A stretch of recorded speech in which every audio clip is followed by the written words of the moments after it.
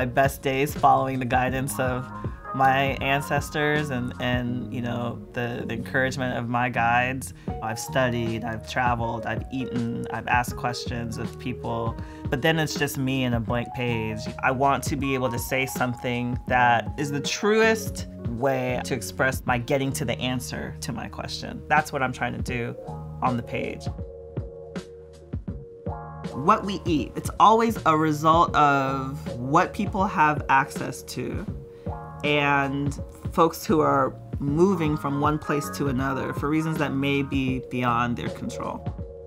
There is such a thing called Black food.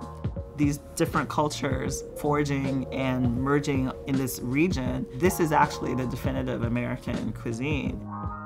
We have to understand that our histories were obfuscated, systemically erased, very diabolically managed to ensure a lack of continuity, a lack of knowing. This is a theft. You know, it's a theft of knowledge, it's a theft of autonomy, it's a theft of sovereignty. We have a lot of unlearning to do, and that's part of my enjoyment in storytelling. I wasn't somebody who knew very early on what kind of career I wanted and then ended up doing that. I tried a lot of different things, some well, some not so well.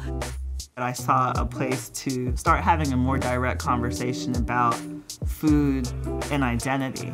I started realizing that food and beverage-based writing was a way to talk about a lot of the things that I cared about. I like to think of myself as, you know, writing in some of the things that have been left out. When it comes to our food stories, especially in, you know, Black cultures, this has been a more ephemeral thing to touch on.